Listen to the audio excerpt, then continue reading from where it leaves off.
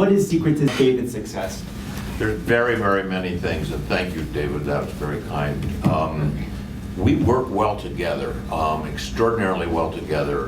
The fact that David's political views and mine are different on a number of issues, although they're quite a bit alike on a lot of different issues, have nothing, that philosophical differences where they do exist have nothing whatsoever to do to inhibit our working together in a common way. And we've led a task force on the ABA for funding for courts, and we've done other things together.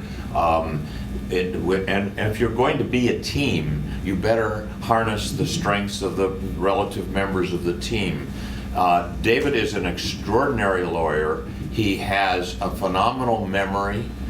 He can, as you just heard over and over again, give cogent arguments off the cuff, but pulling together everything that's out there, and it reads, if you were to write a transcript, and those of us who've argued cases in court look at the transcript of our arguments and you say, oh my God, did I talk like that? You know, it's really meant. You read the transcripts of David's arguments or cross-examinations, they're seamless, they're complete sentences, they're complete thoughts. When he was arguing on the other side in Bush versus Gore, and he was speaking to the American people, we each had to do that, speak to the American people, explain what it was that we were doing, what our side was.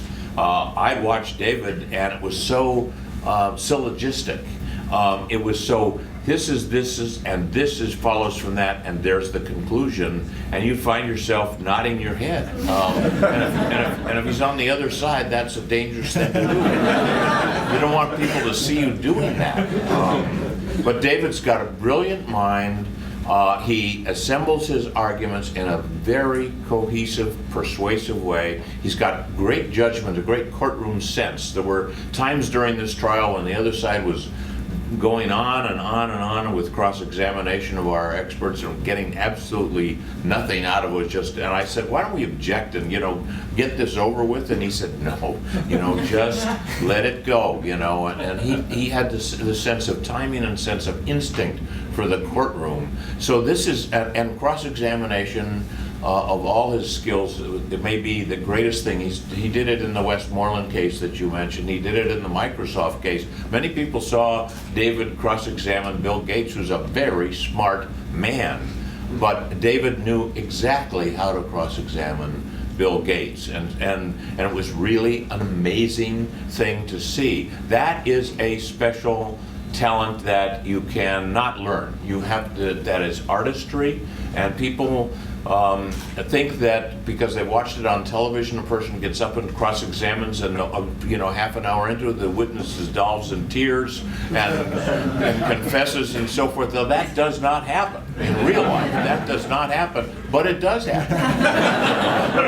And it did happen in this trial when the leading witness, as I said before, basically came over to our side and subsequently wrote an op-ed piece in the New York Times saying why I support same-sex marriage. And he talked about how the veil had been lifted from his eyes by the experience. He was an honest man and a decent man. He had different opinions. He listened to what was happening to him and what was causing him to think during that case, and David was able to unravel that in the course of the trial, do it in a very nice way. He said it, he likened it to a train wreck coming, that he could see coming, but it was a very respectful, decent thing in the courtroom. When lawyers get up and harangue the opposing witness and use sarcasm and try to bludgeon things, the trier of fact, if it's a judge or jury, will wind up sympathizing with the witness. If it's done right, as David did it, it is a conversation that leads to the right result. So all of those skills come together, and David has got a wonderful sense of humor, and he enjoys fine French and California red wine.